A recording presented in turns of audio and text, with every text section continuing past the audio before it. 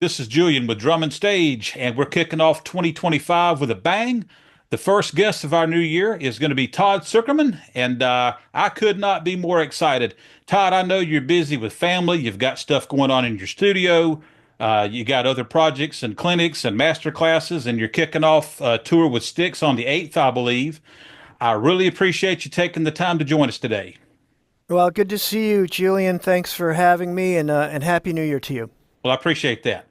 Same to you on the Happy New Year. A couple of months ago, Modern Drummer had a gear rundown, and this was not the drum set that was in the gear rundown. And of course, by now we all know what has happened. But why don't you kind of fill in the blanks? What brought you back to Sonar after all these years? Well, it's a long story, and I'm happy to tell it. I mean, basically, in November of 2023, I bought back my designer series drum set I used on the very first Styx tour I did, and it was on the Return to Paradise live record and DVD. And I bought it back from Mike Gallus, who I sold it to when I left Sonar in '99. And Mike went on to open Mike's Drum Shop in Villa Park, Illinois. And he kindly took care of these drums lovingly and restored them. And I bought them back and I set them up right over here when I received them. And I couldn't ignore the way they made me feel when I played them. And I sort of didn't want to stop playing them. And then, as fate would have it, the following month, I did two master classes in Atlanta, and Mike Eckert at the newly formed Atlanta Drum Shop had helped out with the events and went to his shop, and I ended up going home with two signature snares, one a 14 by 8 Babinga parallel strainer that I've wanted for 42 years and finally got, 6.5 ebony signature, both heavy beach. And what I can only imagine is a one-of-a-kind 20 by 19 signature heavy Babinga floor tom, a 20 floor tom. And I hadn't set up my signature kit, even with the square sizes. I hadn't set that up since I lived in Chicago in the 90s at some point. And I set them up right over here. I moved the designers in the Sonar corner over there and set up the signatures. And again, I couldn't ignore how they made me feel. And my engineer, J.R. Taylor, who's been my guy since 2007, walked in the door over there and he goes, "Oh, I've never seen you set these up before." And I said, "Yeah, I don't think I've ever set them up since the 90s. And he put his head right here. I said, "Listen to these toms." And I went down 8, 10, 12, 14, 16, 20. And I looked at him and his face looked like he just witnessed a murder. And I couldn't ignore the way those made me feel. And I was haunted and just the allure to that sound and the heavy beach shells and the energy that comes off Sonar toms is different than any other because of the undersized shell. So think of a timpani, right? The way the head floats over the bearing edge. Boom. There's a trampolini bounce coming off the head, the impact, the strike. And you get a tone that is undeniable. It's just like rich reds and blues colors coming out, and you could feel it in your hands. And again, as each passing day went on in the coming weeks, I couldn't ignore the way those made me feel, and I felt this gale force wind start to seemingly appear behind my back that was pushing me in that direction. Awesome. So, you're even though you have been with Pearl for about a quarter of a century, you've never lost your affinity for Sonar, including touring with phonic or signature hi-hat stand for all these years. Was it on your were you ever intentional of getting back at some point? Did you figure the time would come that it would work for your career again? Or is this just something that just happened to come out of the blue or what? Well, I mean, I spent, almost 25, happy years with Pearl, playing their Masterworks line, their great drums. Uh, I made great friends in Japan and Europe and in America at the company, and they took great care of me. And but so during those times, it was never my intention to return. I didn't view Pearl as a temporary stopover. It was home for a long time. But as years go by and decades go by, things change. Feelings change. Things occur, and it just was the right time. It's the right time to do it. I mean, obviously Jerry Goldenson, who's the president of KHS, was a dear friend who worked at Pearl. So that was the opportunity to reconnect and work with someone who was so very special to me at Pearl Drums, who's now basically the president of Sonor USA. That was definitely a contributing factor Hmm. to the ease of being able to make this decision, because it felt like there was a family member.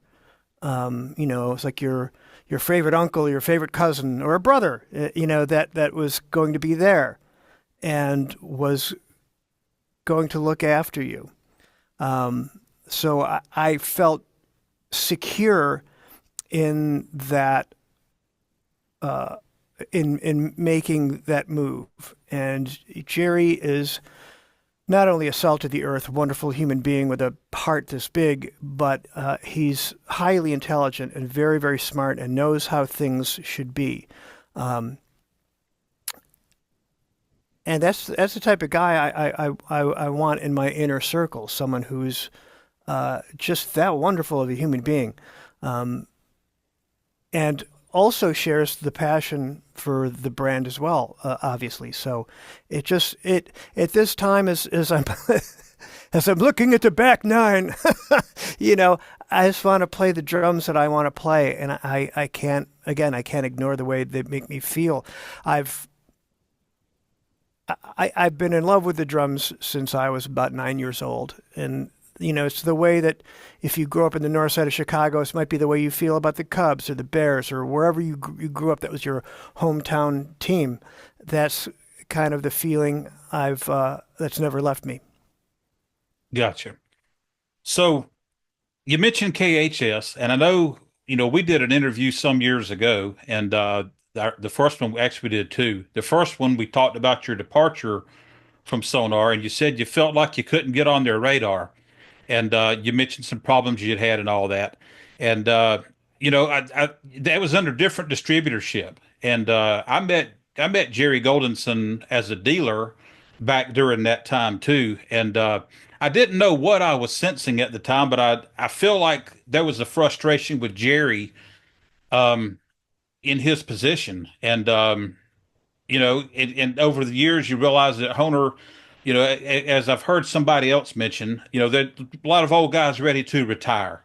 And so they didn't have any fire for much of anything. They wound up losing Sabian, which was a big loss. So the contrast between what you felt and saw when you left the prior distributorship compared to what you're feeling from KHS now, that sounds like a world of difference. Would that be accurate?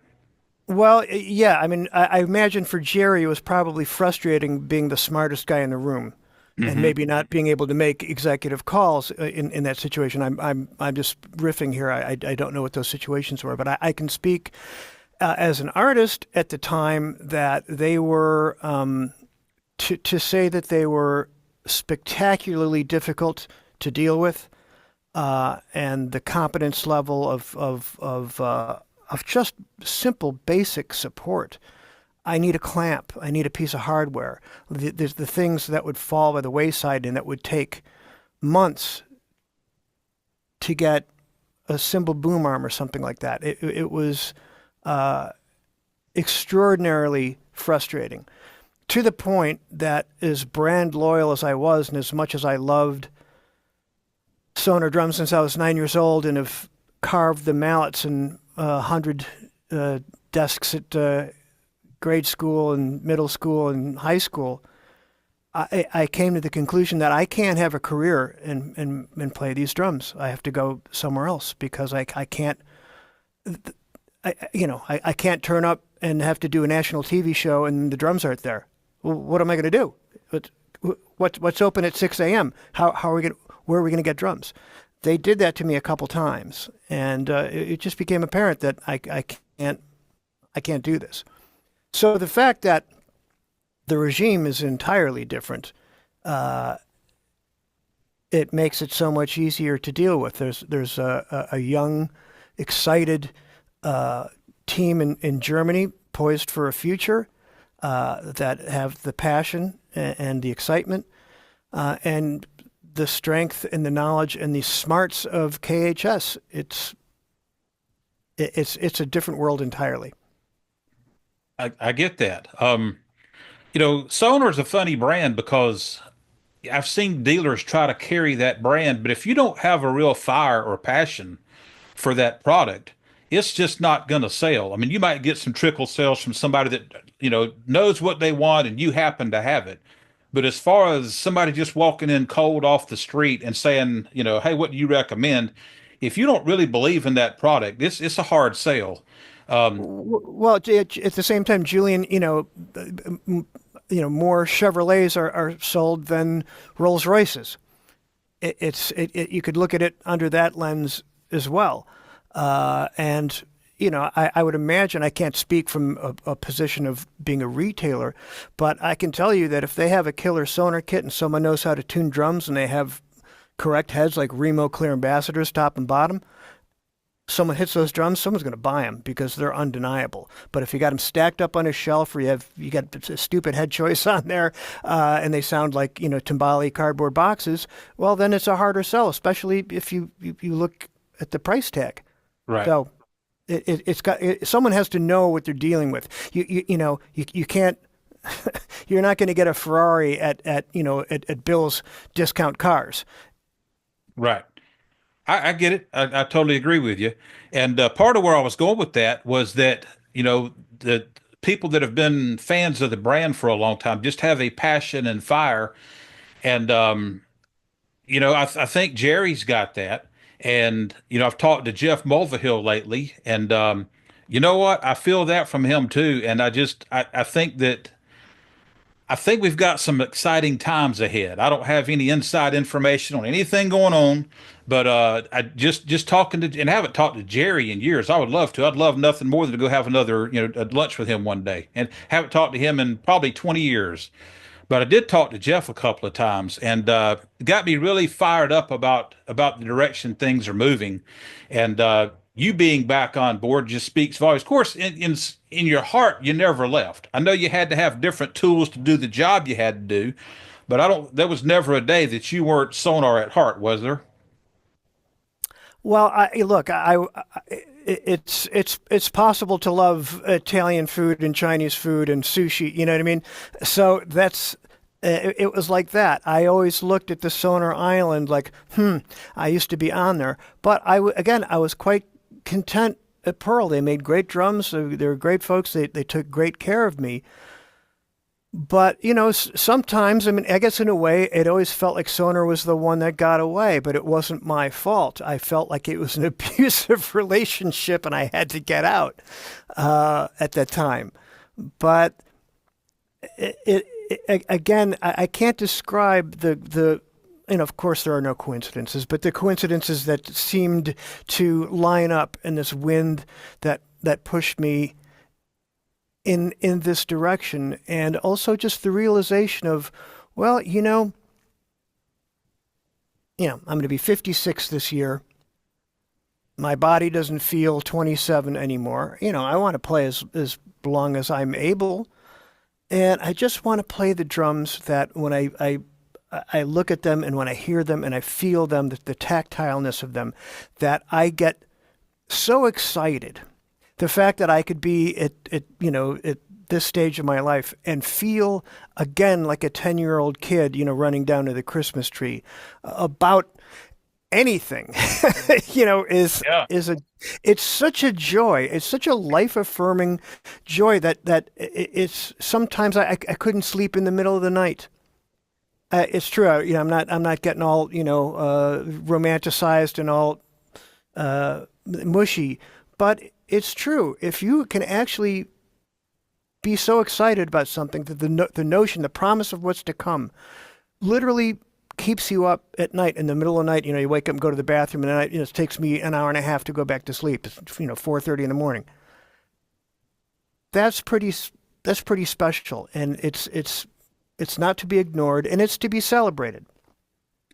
Well, when Atlanta Drum Shop had hosted you for a master class, a couple of master classes, a month or two ago, um, you got to play on a Sonar signature set, and there was a designer there too.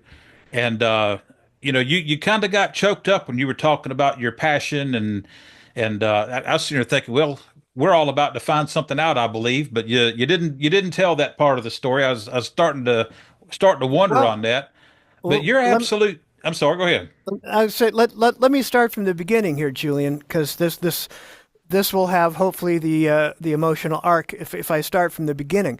The first time I ever stepped into a recording studio, I want to say it was 1978, and I was to use the studio drum set, which was a Sonar phonic kit, and I'd never heard or seen Sonar, but I was 9 years old or something like that, walking into a recording studio, and there's a million brands of pianos and things, but yeah, I'm here in the studio for the first time, so it seemed like this was all top-notch stuff, and I saw these drums, and that's when I became aware of them, and I recorded 3 songs with my older brothers and their older friends, and like we were a professional gigging, working band.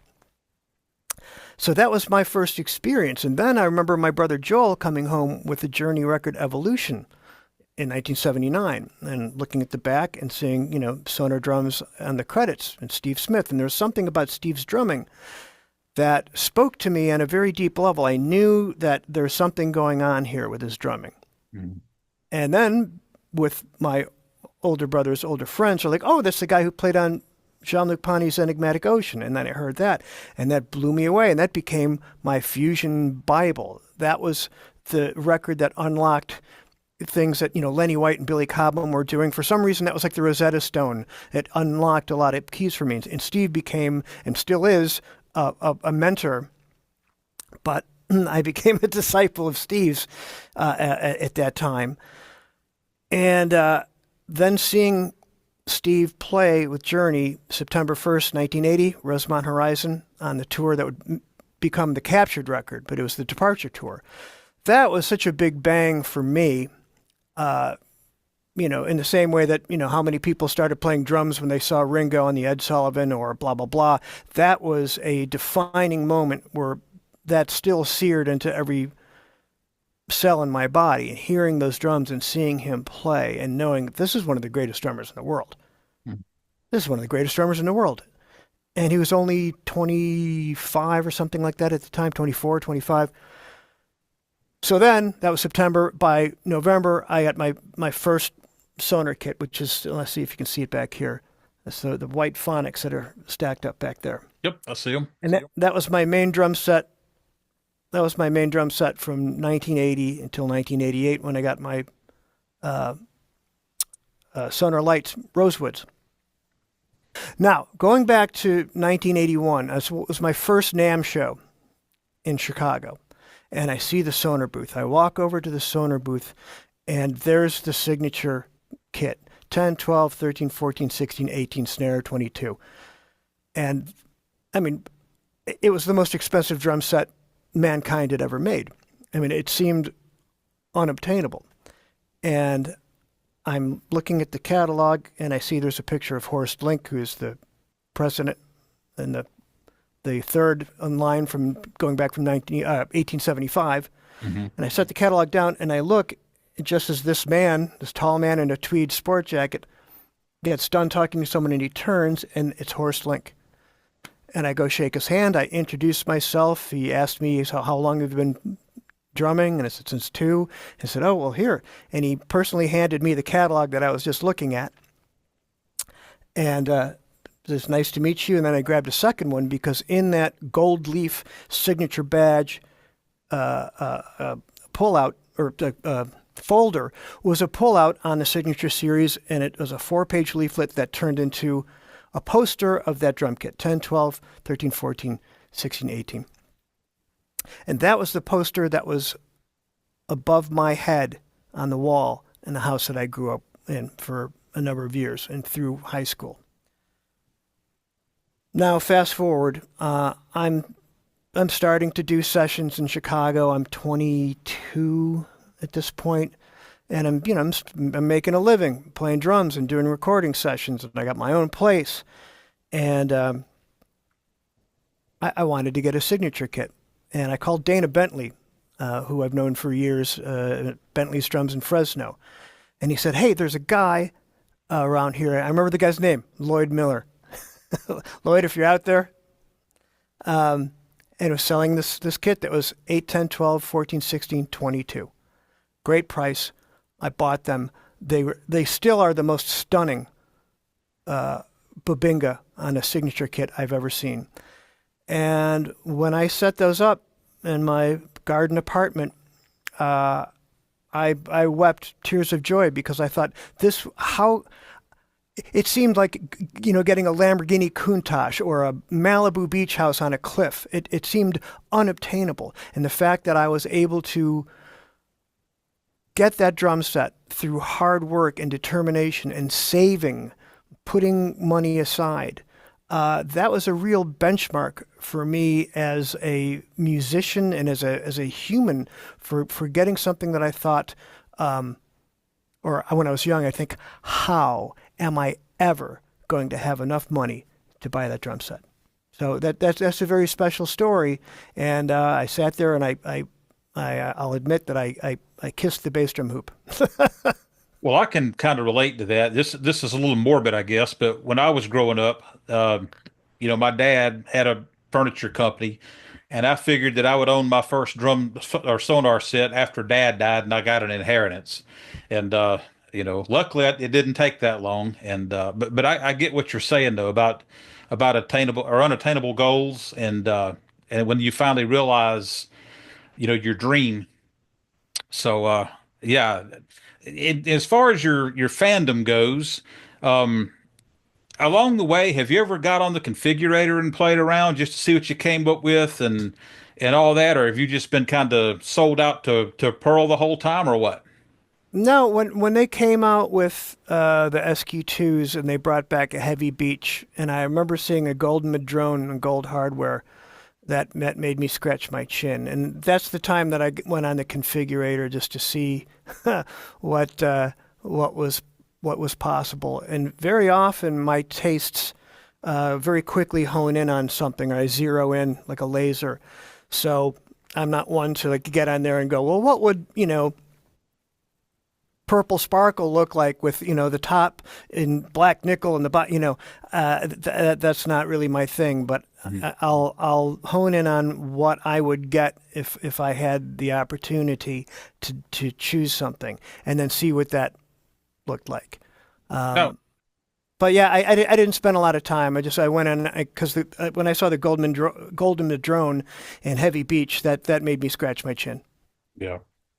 So, if I'm not mistaken, weren't a lot of your drums with Pearl fades? There was a couple that were fades. The Black Limba studio kit that was here was a burst really, had a burst, and the walnut burst that was on the Styx kit from 2013 to 2000 early 2019. Those are bursts, meaning so that it fades at the top as opposed Right. to a fade as one side's darker than the other, so it would burst in the middle. But yeah, I feel like I'd done that, over the last 10 plus years, Hmm. and with these drums, I just wanted to go back to solid wood look all the way through. Gotcha. Well, I'll tell you what, I always thought your Pearl stuff looked and sounded absolutely phenomenal. How are you liking the new SQ2s? They're spectacular. I mean, the heavy beach is singularly unique in what it provides, and it's the classic Sonor recipe, from the same shells that they've used since the 50s, I would imagine, right? And to me, the benchmark of some of the greatest tom sounds, those Journey records, especially Escape and Frontiers. A lot of reverb on Frontiers, but still that fundamental tone. And those were both Steve's Oak phonic kit. So traditional sizes, heavy beach, and they're just cannons. The bass drum has a nice warm woof to it, even though I have a pillow in there. There's still a roundness and a depth with it. So yeah, I'm in hog heaven, man. I'm just loving playing these drums. The only things I haven't had as much time as I've wanted to since getting them. So can I tell you about my last couple of weeks? Sure. So I got these drums finally on November 22nd, and I had pushed the recording and filming of the Altiforma record and the Finally George record as far back. Those two artists have been patiently waiting for a number of months. So I basically did both records in 4 sessions. Flew to Oklahoma, did the last few shows with the band, flew to KHS in Nashville, built the new Styx rig with Mark Petricelli, my drum tech. We went right from KHS right into recording studio in Nashville, where I did the new Styx record one day, Wow. all 12 tracks. Flew home on December 15th, and then was getting ready to host Christmas with my family, with everyone coming in. So everyone just left the day before yesterday or whatever it was, or I don't even know. I don't know what day it is. So it's been kind of manic, and then getting ready to do some other shows. So every time I've come out here, it's been to do some R&D on some cymbals or film a quick thing, but I haven't had even a day to come out here and go, well, let's get to know each other better. Let's see what happens. So I'm looking forward to having the time, a little bit of downtime to go, all right, let's spend some time together, because it was right into work. It was right into recording 3 albums, bang, bang, bang. But I guess the fact that they went so well and so quickly carries the weight that I was pretty inspired to play these drums and to capture the performances, basically everything on a first or second take. Awesome. So comparing those to your designers that you got back a while back, are they pretty close to the same sonically? I mean, basically the SQ2s are continuation of the designer series. Are you seeing a lot of continuity there, or is there a difference, or what? The main difference is, like, the designers that I had are maple light, so Uh, they're lighter shells, and they're maple. So they seem just a touch brighter and kind of pingier in a way, where these have the heavy beach has more of a doom doom doom, more of a gut punch. Um, the designers are a touch jazzier sounding, if that maybe that makes more sense, where these are just rock and roll cannons, but yet, if you play them tenderly, there's tone for days. But mhm. when you lay into these, there's a little bit more uh, beef and depth to my ears anyway. You were talking about Steve Smith and his drum sound a little bit ago, and it reminded me, I watched a thing about Dean Castronovo's DW rig, and the live rig, they're using samples from studio Sonar drums from when Steve Smith recorded. Did you know that? I did not. Yep, that came straight from the horse's mouth. I found that quite interesting that they're you're out there gigging or touring with the DWs, but we're hearing triggers from the or samples rather from the I Sonar studio stuff. Yeah, I mean, I can't speak about someone else's someone else's rig or someone else's decisions, or maybe that decision was made for him by someone else. I don't know. It's easy to say, well, why don't you just use Sonors? But Dean's got his thing, and maybe that was mandated to him by Neil or Jonathan. Who knows? But Dean's sure an incredible drummer and an incredible singer. Oh yeah, I saw them in July, I believe, in Atlanta, and it was an excellent show. Did And did Dean did Dean sing something? he did. He Yeah. did. I don't remember what it was, but he did. And incidentally, I left about halfway through their set. Not that I disliked them. I was there to see the Steve Miller Band. Ron Wixow. He's been touring with them, and He was playing Tempest for a long time, and he got plugged up with some SQ2s for that for that gig. And Well, wasn't what I mean? Ron's been a Sonar guy going back to the '80s, but wasn't that Steve's choice that the Tempest kit? that was Steve's rig. And what had happened was they had gone to a studio and played SQ1s in the studio. And Steve decided it was time to replace the decades old set of Tempests that they were touring with. And then Ron actually contacted me and wanted to know my expert opinion. I don't necessarily consider myself an expert, but I steered him in a direction, and he wound up liking my choice, which was the heavy Burt shells. And anyway, they actually wound up with my personal snare drum, so they're touring with my what That's used to cool. be. That's a pretty cool story, yeah. And Ron's another really really great guy, and we've done an interview in the past. We'll do another one soon, I believe.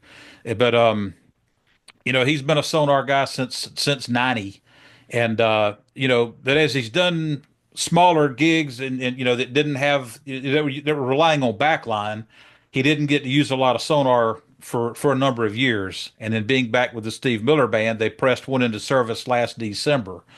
And so anyway, Yeah, it was.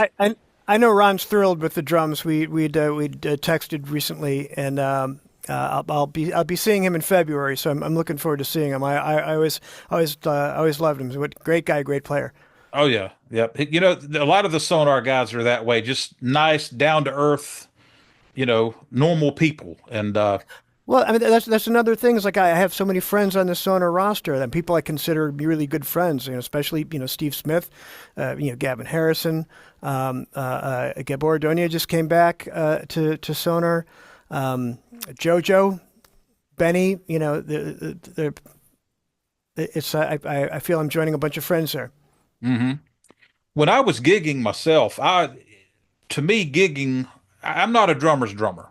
Um, I do it as an excuse to buy gear. I'm a gearhead all day long, and so I would get excited about a new piece of gear. So where I'm going with this is what's your level of excitement about the Styx tour kicking off next month or this month actually when this airs, and going back out with Sonar gear? Is that like a huge deal, or is it just kind of business as usual, or what? No, I mean I'm terribly excited to see the drums set up on our stage. I mean, I've seen them set up in KHS, and I've seen them set up in a recording studio. Hmm. Now, they get to be on our stage underneath the lights, and I can't wait to see the crew's reaction, my bandmates' reaction to them. I can't wait to hear how they sound and feel playing the show. So I'm very excited. It's not business as usual at all. It's sort of on one hand, it's been nice being at home and being on break, but I also can't wait to get out on the road and experience what I'm about to experience with the drums. So it'll be really exciting, and I'm curious to what the reception is going to be. It's always a kind of a strange thing if someone's been associated with a brand for so long and then they go elsewhere. Right. So I mean, I hope that the reception is fine. I'm sure some people may be disappointed. Some people are going to be thrilled. I mean, that's life, right?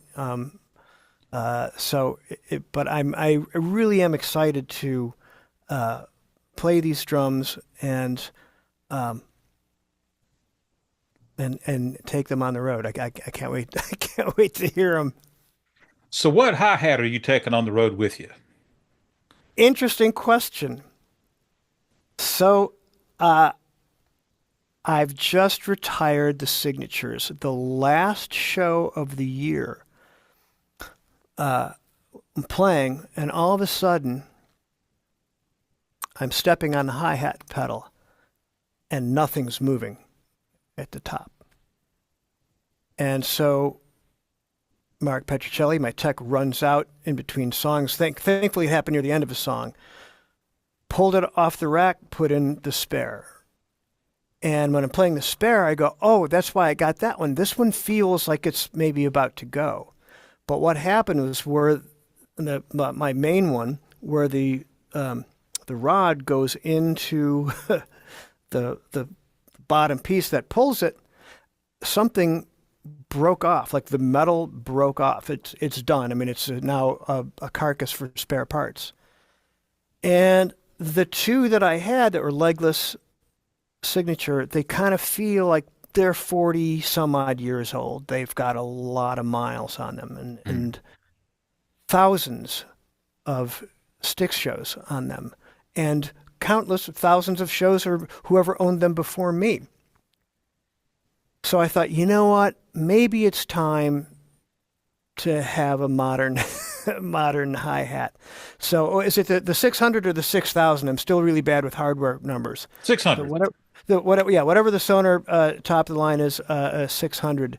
That's what's going to be happening on the road. And I know there's going to be a little bit of an adjustment because I'm used to having the feel of the signature hi-hat for so long.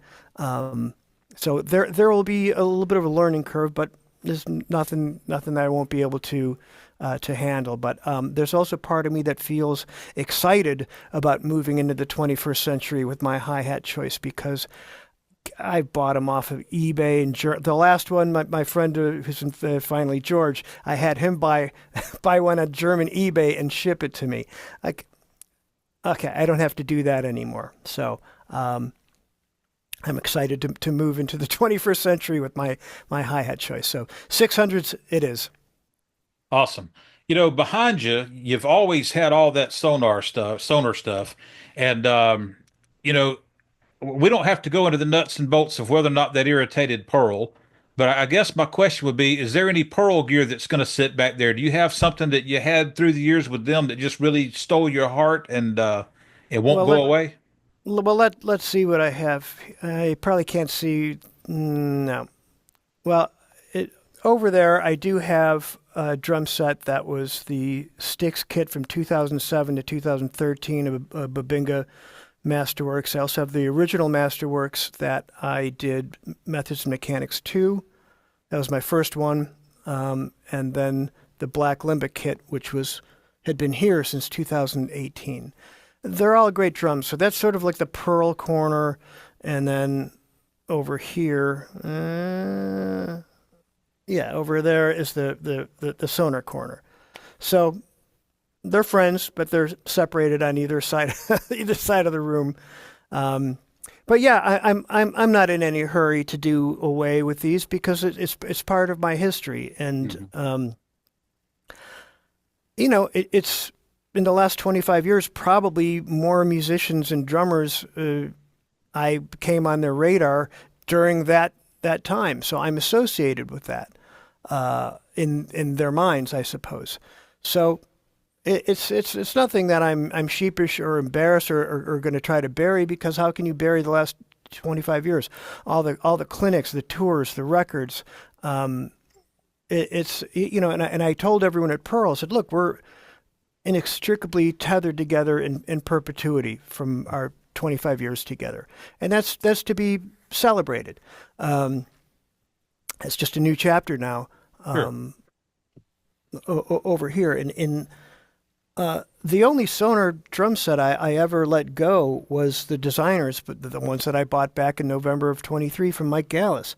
But I got Signature Special Edition, the Signature Kit that I got in the 90s, the Rosewood Sonor Lights, and a Rosewood Phonic Kit that's 6, 8, 10, 12, 13, 14, 16, 18, 22, and matching 6.5 snare. And, that to me is as classic as a Sonor piece that could ever exist. The Phonics, 6 through 18, it's ridiculous. So, I often get asked, well, do you ever set them up? Yeah, I do set them up. I'll set them up. I'll play them for a couple days, and I'll move things around. But right now, the other beast I just acquired from Sonor that you can maybe see in the background here is a Octopus style concert tom kit, the Vintage Series Rosewood inside and out 6 through 16 concert toms, 16, 18 single-headed floor toms, 2 22 by 14s and a snare. And when I set those up, I decided to put the hi-hat, see if I can kill myself with the chords here, on an X-hat right in front, because I'll never play that drum set. I'll never play that kit conventionally because I use that for tom-tom overdubs, or I'll layer the tom part with those. I just put 2 omnidirectional mics in front and your Phil Collins, just abacab. Mm-hmm. That's the sound. So that way I could have all the toms in a row, and especially if I'm playing traditional grip, it's all right there. I'm unencumbered by a hi-hat and a rod and cymbals that are going up into the toms, and I don't have to sweep the toms up here. Everything's just in a row, like you'd see in a catalog from the 1970s, so to speak. And those are just monsters. I mean, I wouldn't want to have concert toms be my sound all the time or play them, but it's a different thing. It's like having, you got a 12-string acoustic, and now you got, a Fender Strat electric. It's a different thing. Different things are going to come out of you predicated on the instrument that you're playing. Again, with a guitarist, you might write something on an acoustic Martin that you never would have written with a Les Paul in your hand.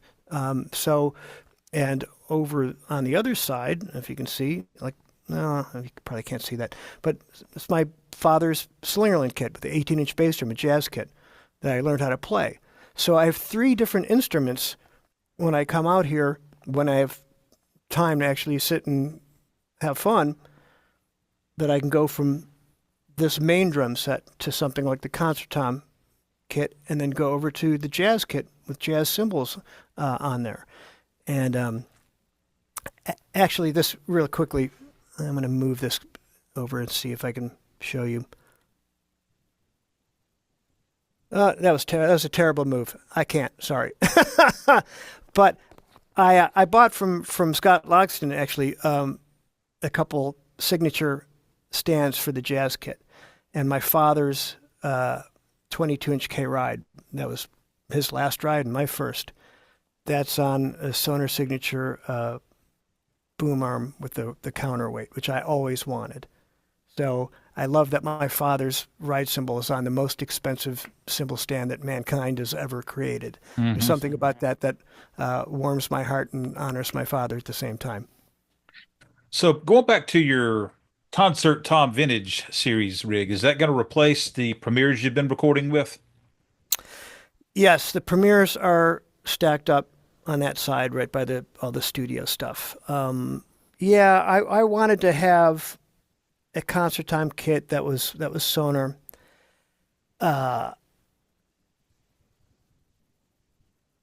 And it's just, again, it's a nice tool to have to add a different layer or a different sound to recordings. Especially doing some of the, progressive stuff with the Legacy Pilots, or it will make an appearance on the new Altiforma record. It's just, I like having that ability to access those sounds. And again, Phil Collins has been such a huge inspiration and influence and hero to me since I was a kid. Mm-hmm. That it's cool to access that type of thing. So what made you to opt for the vintage set instead of building up something from scratch on the configurator?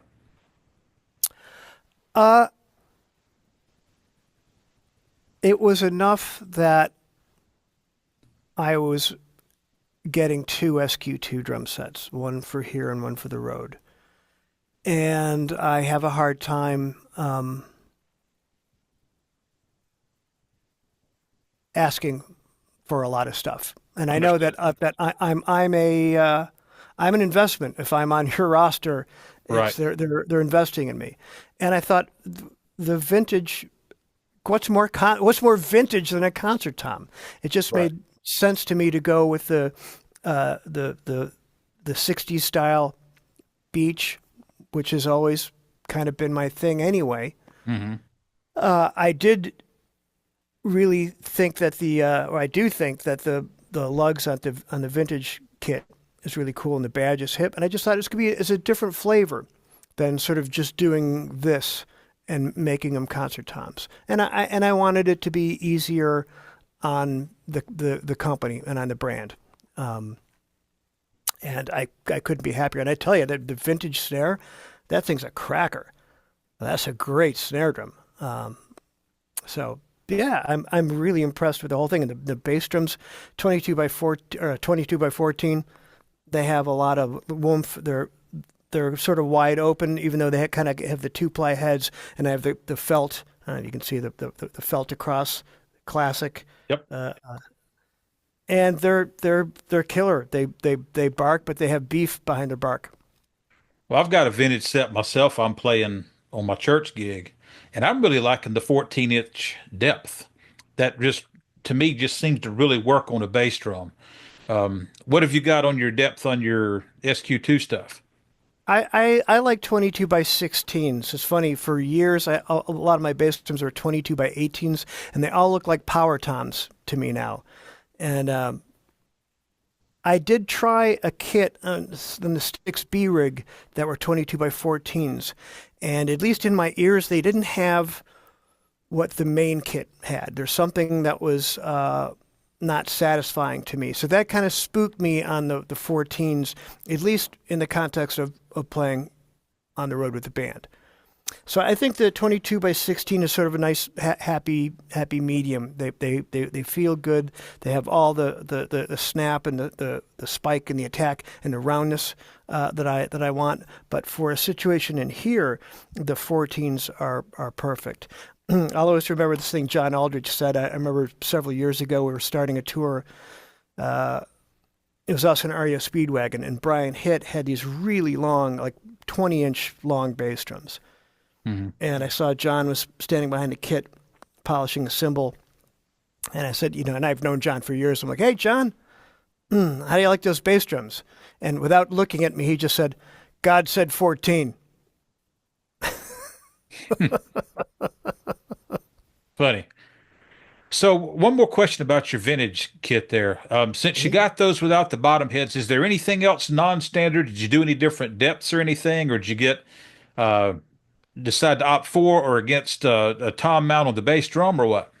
No, we went with mounts in the bass drum, and I think a couple of the sizes. I'd have to go look at my notes, but I think the 16, it might be like 15 by 12 and the 16 by 13, which I know on my premieres it was a 16 by 16. They're really deep, long 1978 uh, pieces there.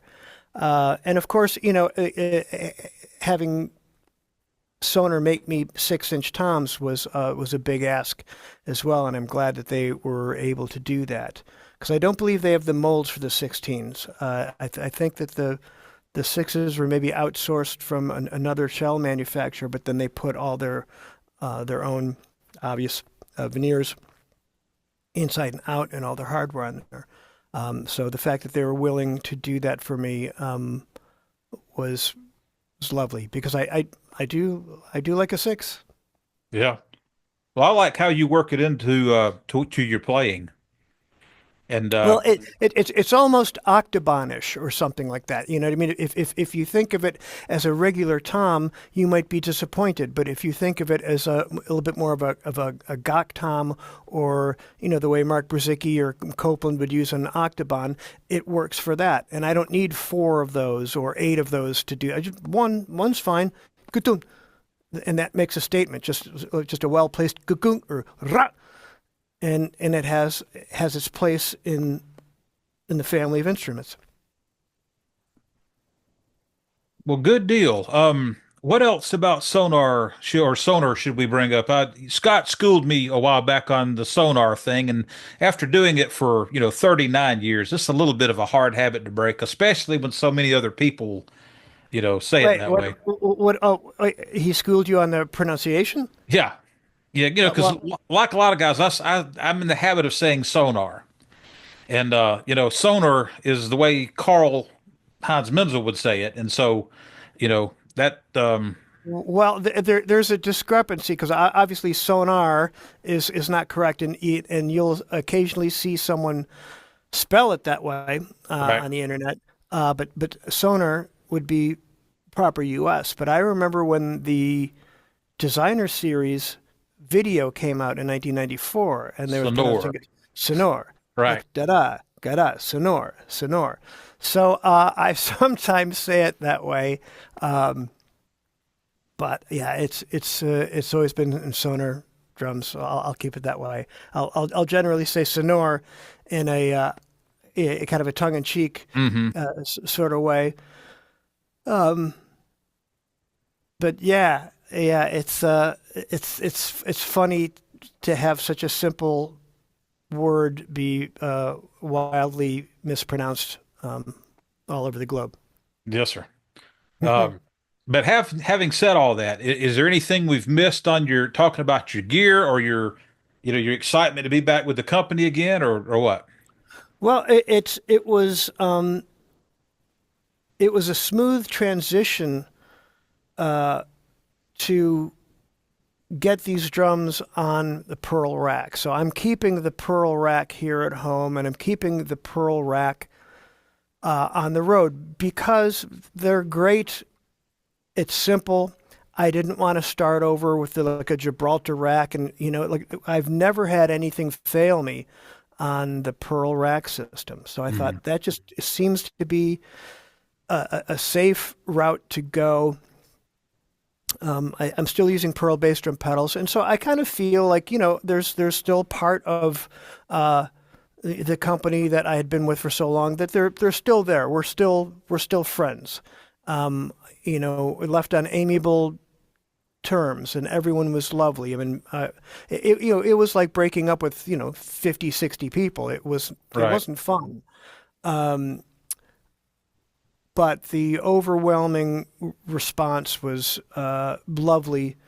And again, it's don't cry that it's over, be glad that it happened, sort of vibe. Hmm. So, um, but the way that I was able to integrate everything worked really well, and I really have to give a huge debt of gratitude to Mark Petrocelli, my drum tech, who over the last you know better part of a year had kept notes and thought about what hardware pieces and how to do this and how this is going to work with that, and he has had his share of sleepless nights in preparation of getting this all together.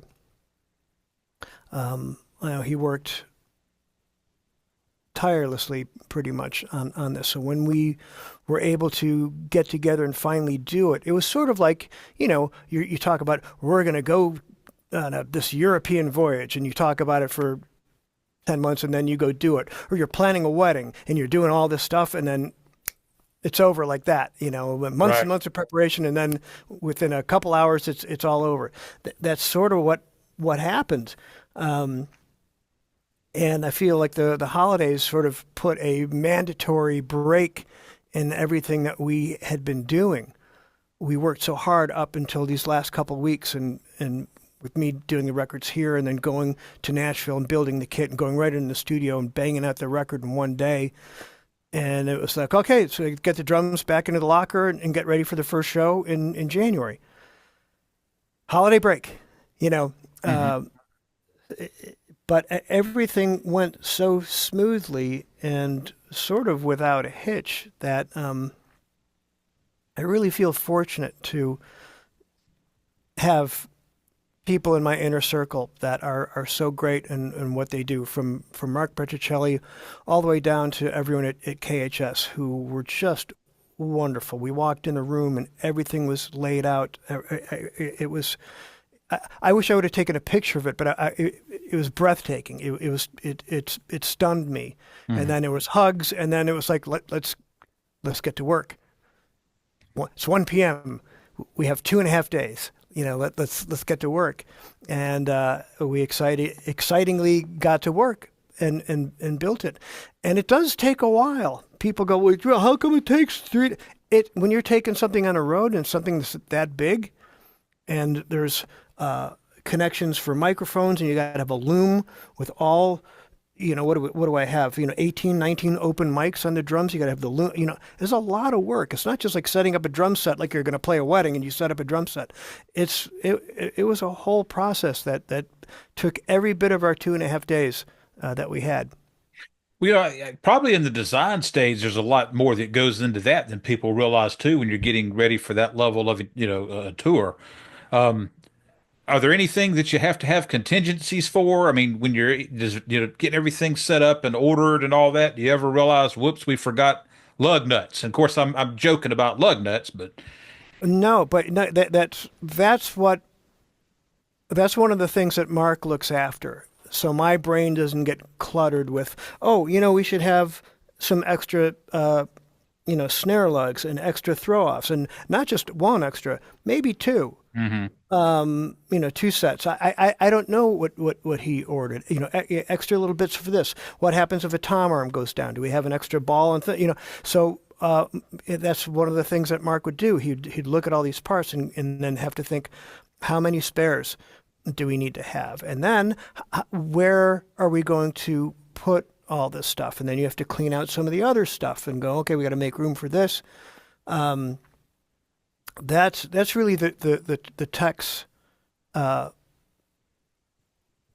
job to do that. So I don't have to think about that. He makes sure that we always have enough drum heads, enough extra cymbals. Should I break a couple?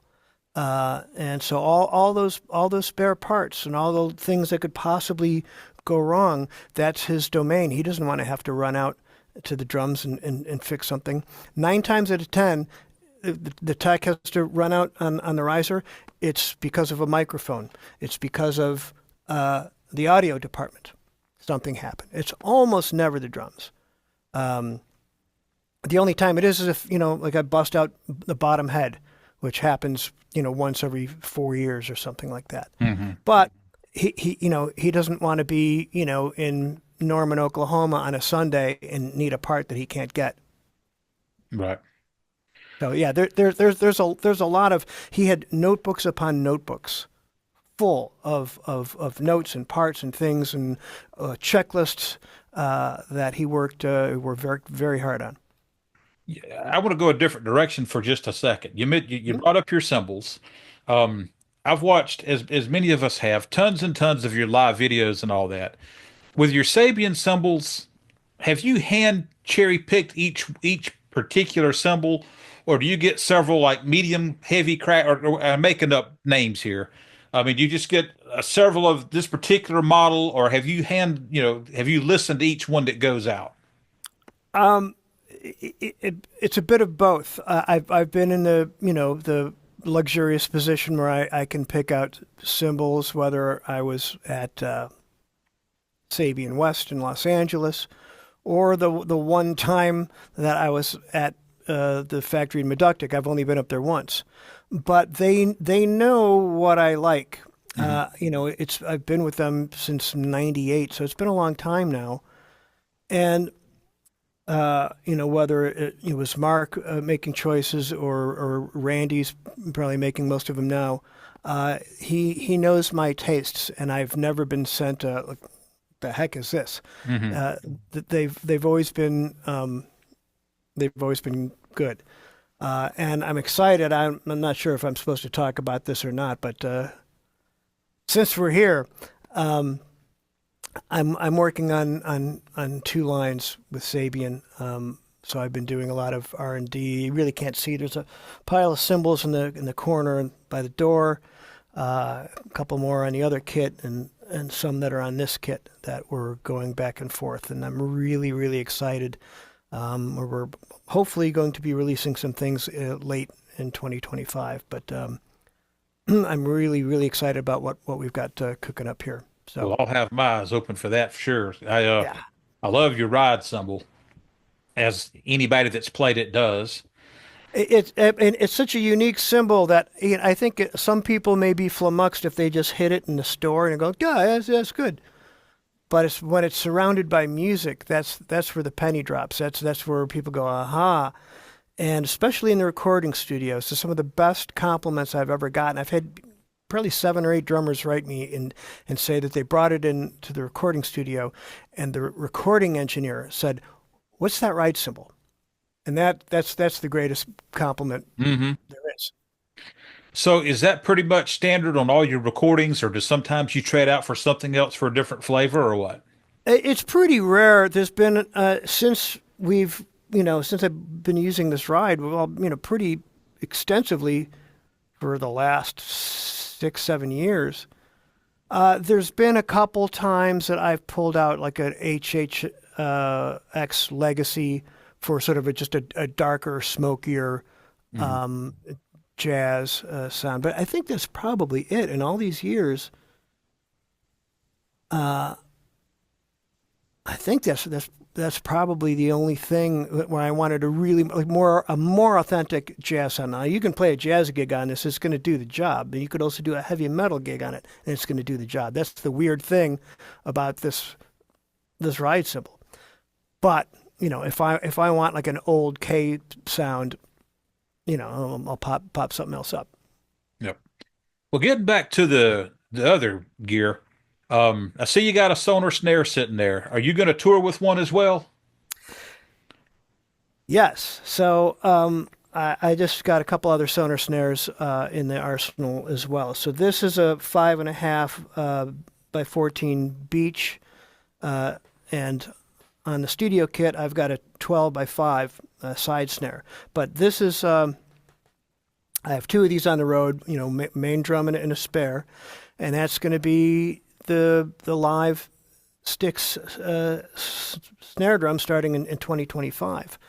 I had asked for a couple extra drums from Sonor when we were in Nashville because I really wanted to use all Sonor snare drums on the new Styx record. And we recorded it at Blackbird, which has an extensive snare drum and drum kit storage where you could go in there and literally pick from, I don't know, 200-300 snare drums of all kinds and vintage and blah, blah, blah. And I didn't, so I was hoping that the producer and the engineer would be cool with all Sonor. And so I went into the arsenal with two of these. And I don't know if you can see back, right? I think it's there. I went in with a brass compressor, an artist bronze, and a 6.5 medium maple and American walnut finish.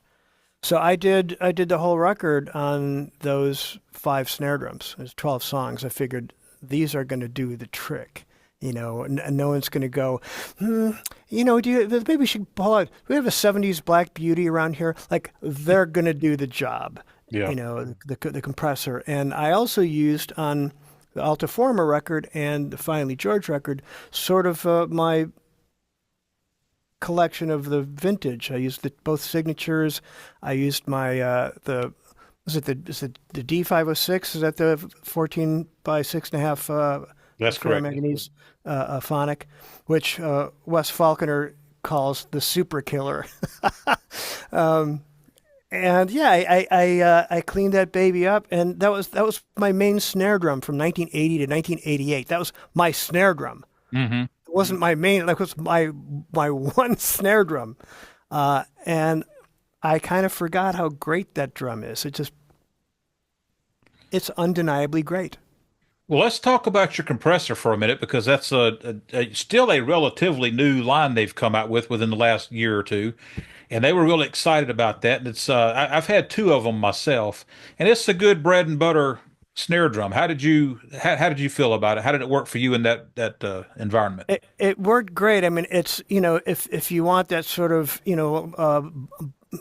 anywhere between a, bottom Ludwig type of thing, or just, a beaded metal snare with a triple flanged hoop. It's got a nice gush to it, but it's also got a nice punch in the throat.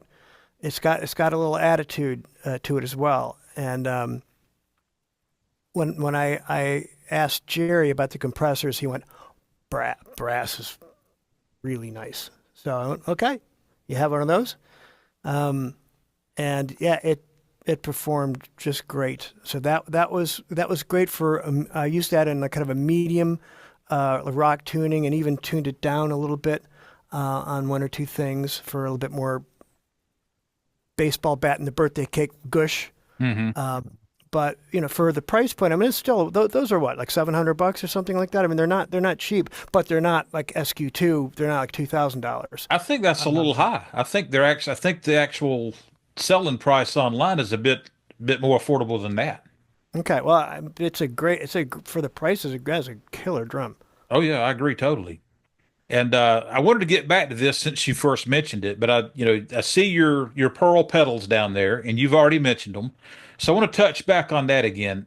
Was it a conscious decision that I'm just going to stick with the response I'm used to, or did Sonar send you some stuff that you tried out and still went with the pearl, or what? Yeah, pedals are such a personal thing. It's like you're putting on your jammy pants, or your favorite pair of jeans, or your slippers, whatever when you get home. I've used the power shifter eliminator, and not even like the red lines, like the old ones, for coming up on 25 years now. Hmm. I did try the giant step and the 600s, the pedals, and they felt light to me. They felt light. I wasn't getting the womp. Like I'm not like a direct drive type of person, Hmm. and I like the wind up of like a baseball player throwing a pitch that I like the womp from a chain, and kind of that old school feel, because I guess I'm old school and I'm old enough to be old school now. Um, so yeah, they just felt right to me, and I wouldn't put it past Sonar to revamp some things in the years to come. I'm sure they're with the new team that they have. It seems like they're probably on fire to maybe develop some other things. So we'll see. But for right now, the pedals feel at home to me on the new drums. Well, going back full circle, since you've brought this up with the new people in Germany and all that, and we've already touched on the attitude of KHS lately, which they've probably been this way a long time. I just haven't been in contact with them myself, but I think in a lot of ways, a lot of the music instrument industry is in kind of the glory days again. Things are as good or better than they ever have been. You got more choices now than ever before. And I really feel like this is going to be a revealing year for Sonar as a company and the product lines and all that. And I think they're poised to do some awesome things for a long time to come with the new people in place and all that. I think that, being that this is their 150th anniversary, Hmm. I've been privy to some things where that they're going to be coming out with this year that are very exciting, to celebrate the fact that they're really the oldest drum company on the planet, I believe. Um, or certainly the one that would made professional gear.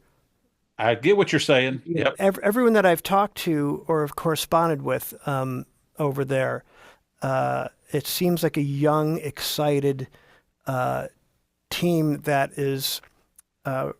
has passion for the brand, and they're excited and they're ready to go.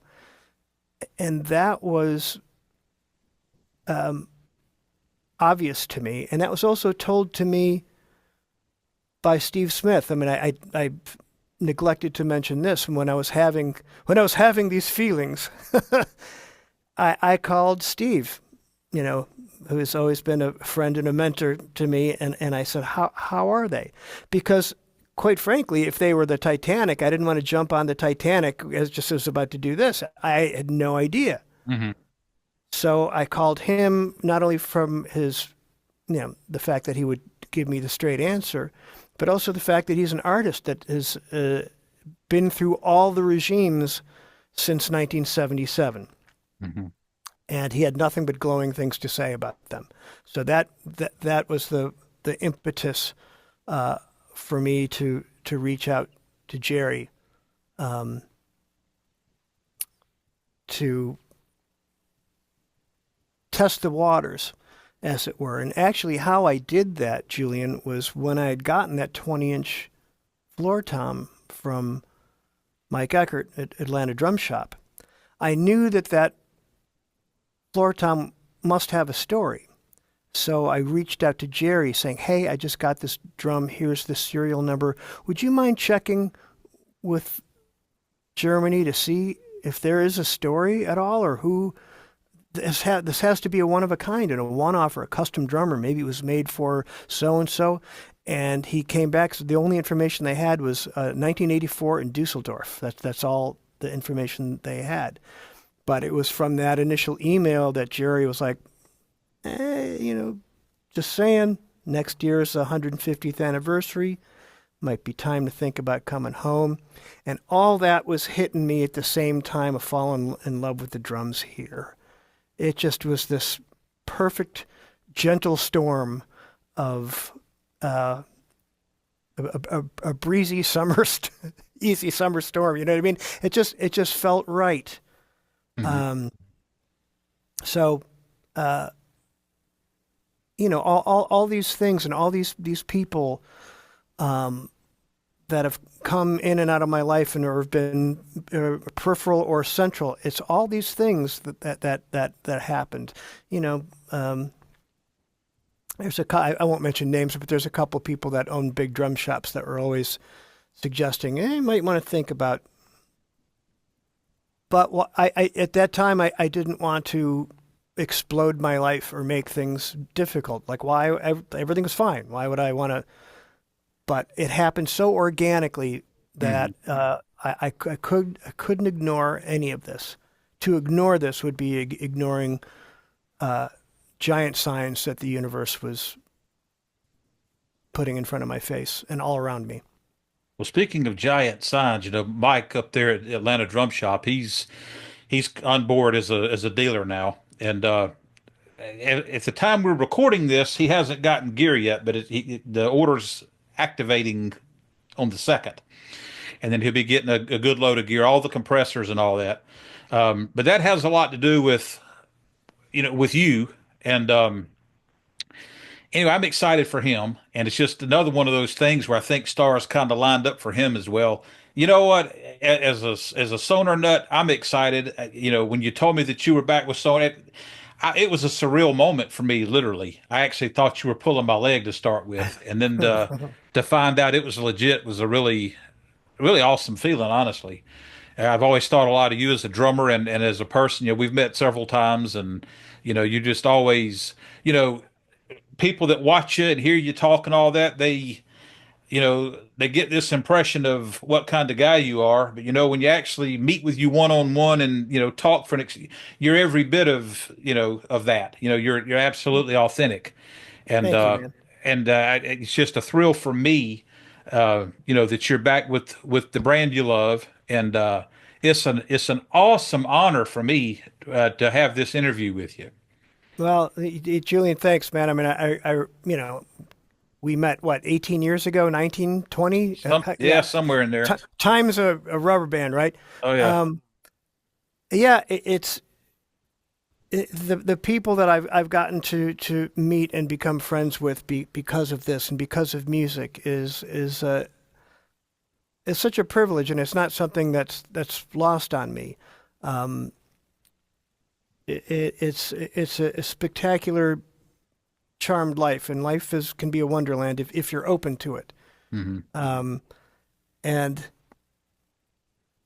for me, that the drums of my youth are now the drums of my future is such a heartwarming, uh, exciting notion to me.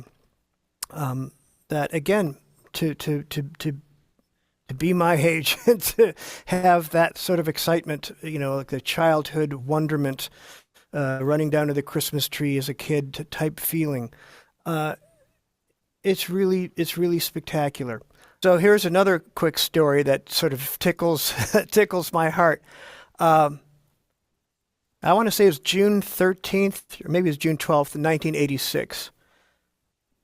Steve Smith is going to be doing a drum clinic on the south side of Chicago Guitar Center.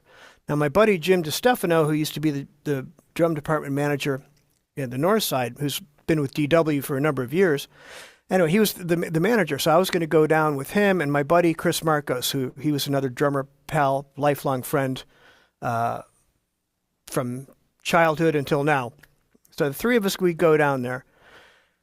And Steve's clinic should have been in the north side because there's like maybe 18, 20 people at this clinic. And it's 1986. He's already a megastar. Hmm. But he does the full thing, plays his butt off. It's amazing. I recorded it on my Walkman, took pictures.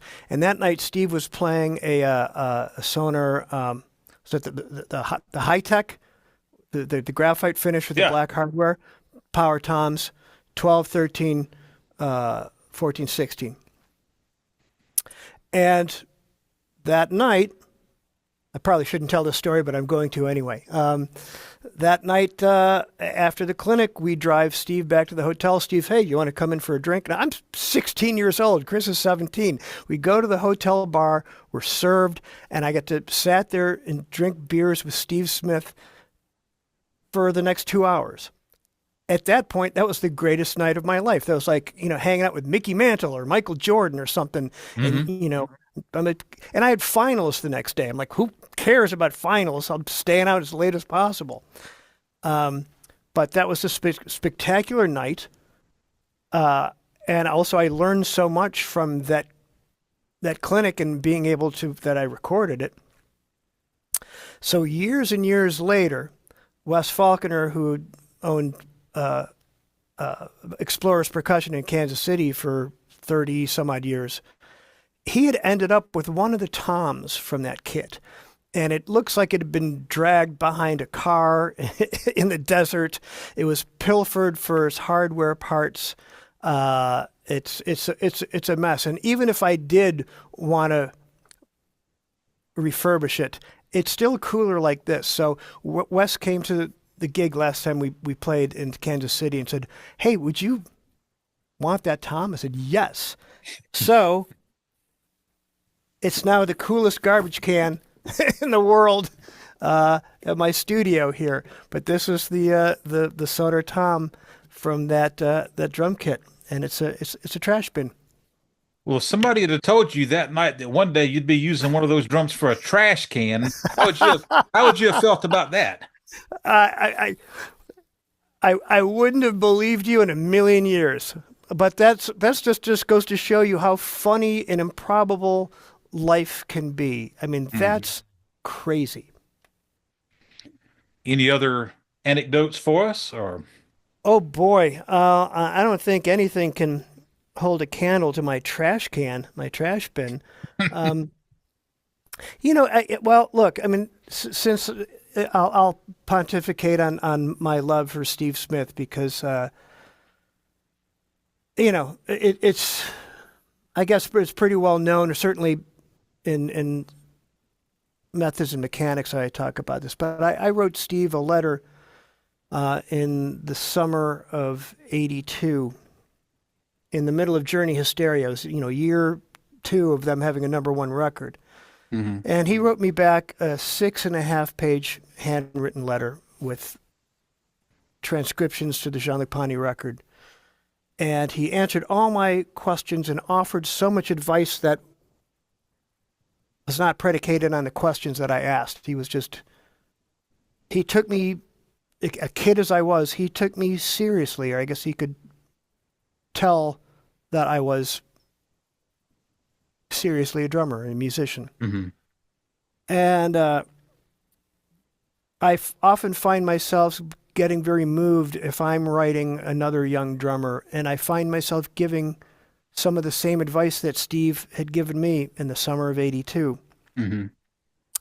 when I was in between 7th and 8th grade. And I think, how is this possible? What a wonderful thing that Steve's kindness to a stranger ripples across decades through me, and then that same advice onto other young drummers of the next generation. And so I think that type of thing is why I take education very seriously, Mm-hmm. because that is something that you can pass down, and you could be a conduit, and standing on the shoulders of those who came before us, and being a link in the chain, and being a part of that lineage. I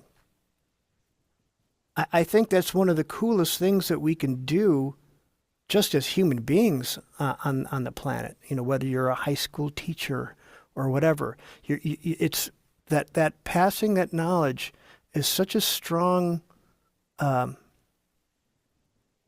human part of the human experience. And one day we won't be here on the planet. And if you've done enough things where there might be a bunch of people who remember you and were grateful and thankful to you, that's the coolest thing that we can do, outside of doing that for our immediate family members, of course. Mm-hmm. So I have such warm fuzzies. And I think one of life's greatest nectars is having made true friendships with those musicians who helped make me and shape me and carve me and inform me, still while playing music, while riding on the highway and commanding a ship, which is the whole band. And I'll have these heroes and friends, just little flashes of things, help guide me. I think that's one of the greatest connections through music and the human experience that can be, and I'm thrilled. I'm thrilled to be a part of it, or be in it, or be a link in a chain. The act of him, I'm sorry. No, go ahead. The act of him writing you such a letter, you've already expressed that it's influenced how you, or that you passed that along to others.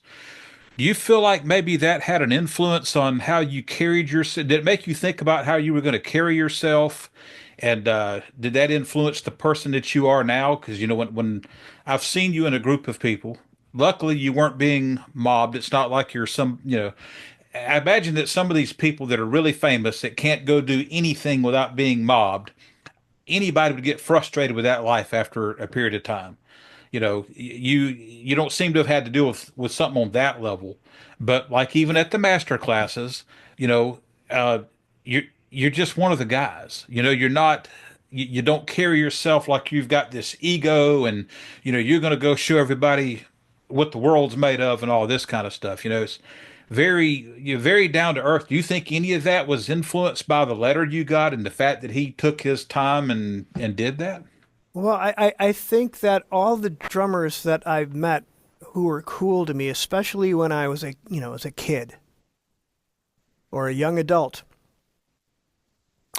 I think that's profoundly affected me. And I also remember who wasn't cool to me or who wasn't nice.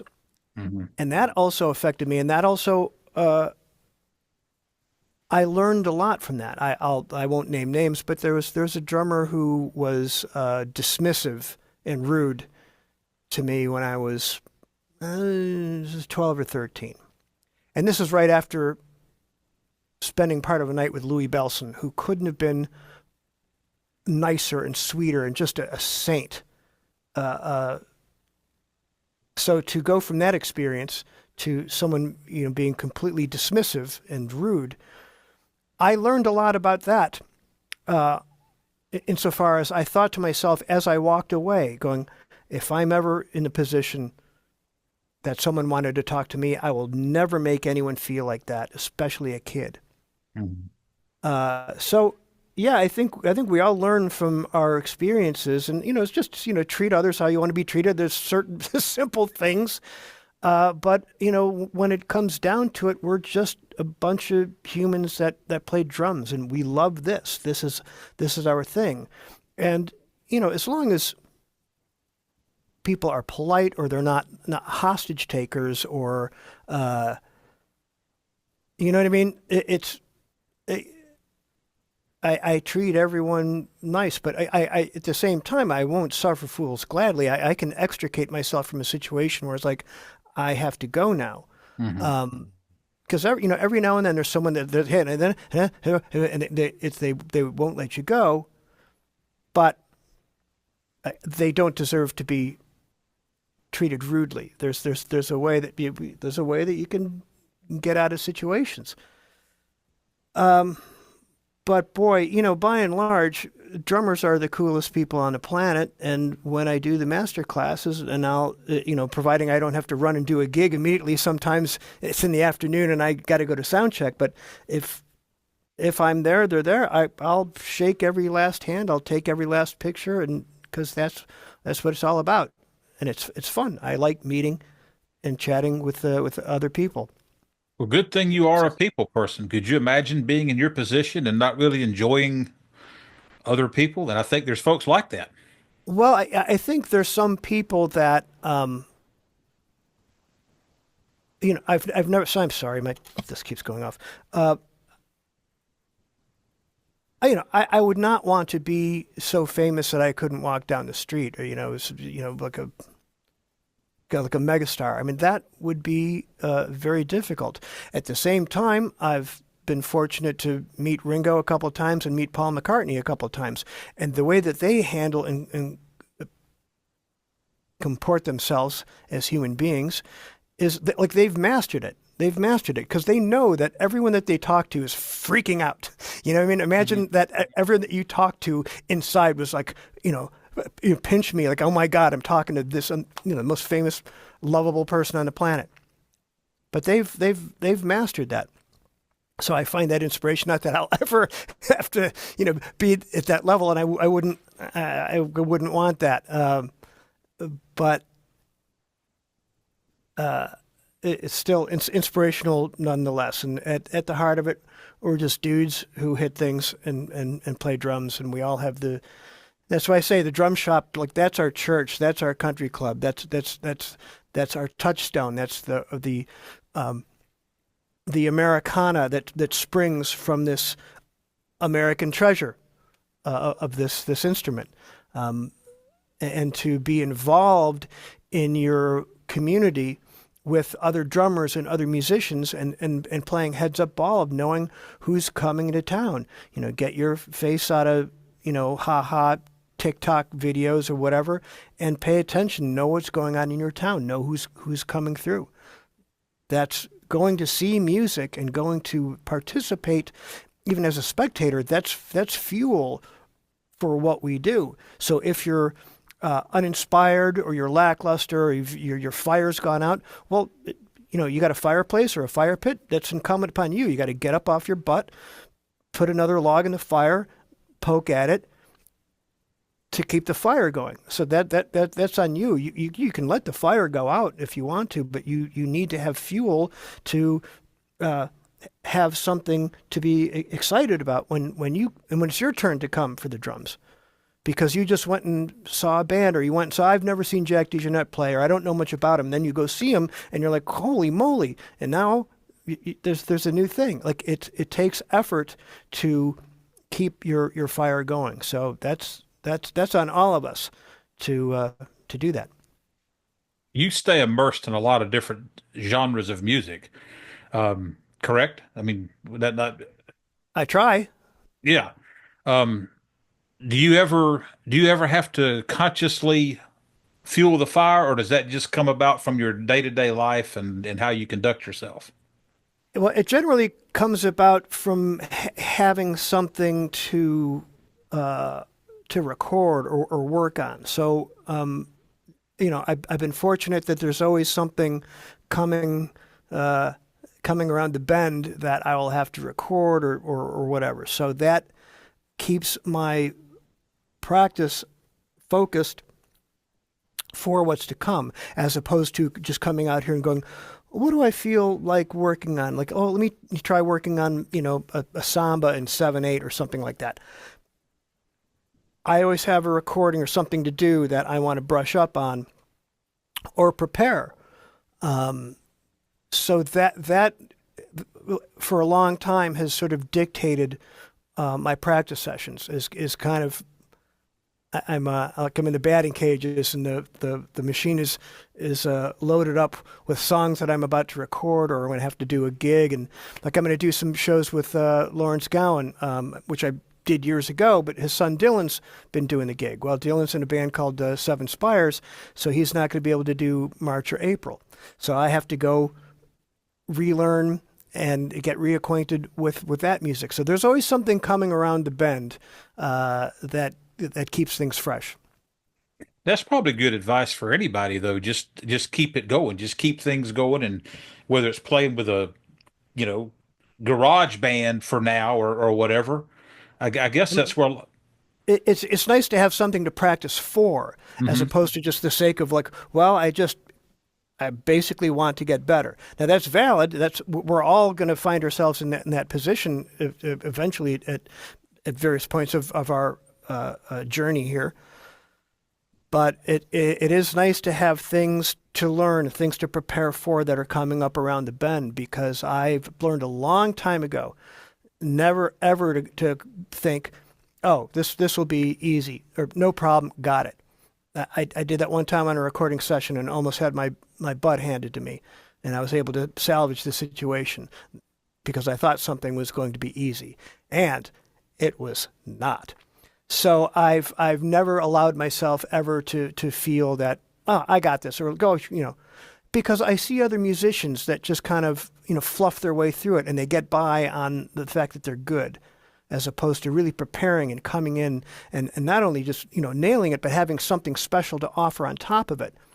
And that frustrates me when I see someone who's so good that just gave it the slightest amount of attention or care because they're so good that it's going to be fine.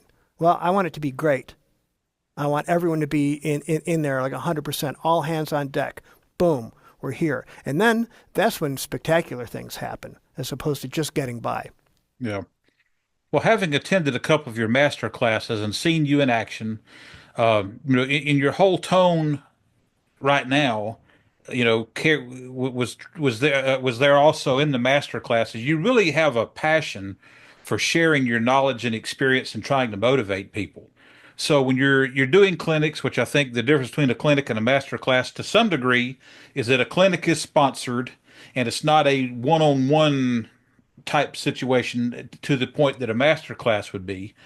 When you're doing that, is that because you're trying to sock money in the bank, or is that in some part because you just really like getting out there and being amongst other people? Well, it's my passion for teaching and sharing information predicated on what I said before. But, one day we're all not going to be here. And if there's something that I can do that helped a whole bunch of people, that's the coolest thing that you can do while you're on Absolutely. the planet. At the same time, economically, my time is not free. It's Sure. it's it's being away from my wife and my daughter, whom I'm away from a lot. That comes at a price. And also, like I remember studying with Jim Chapin and Gary Chafee.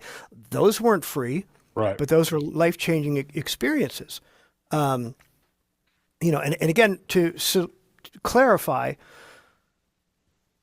from my perspective, the differences between a drum clinic and a master class, they're two vastly different events. Where a drum clinic is largely it's a sales event for a store. It's sponsored by the drum, cymbal, head, any knickknack that a drummer would use, and there'd be a performance, and there'd be banners of the musical gear, and there'd be performance questions, some modicum of education depending on who's giving the clinic.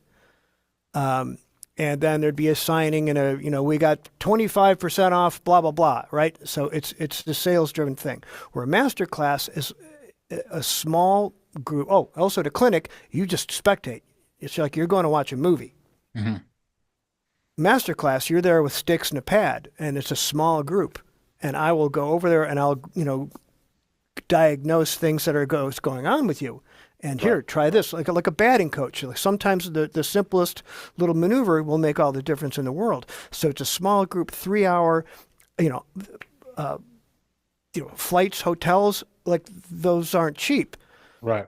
So the price tag is greater. But if for $200 you have 3 hours in a small group, a 1 hour lesson with me is $250. So you're getting 3 for, you know what I mean? Yeah. And every now and then someone, rips me a new one on, they're $200 for a clinic. I remember when they were free. I'm like, it's not a clinic.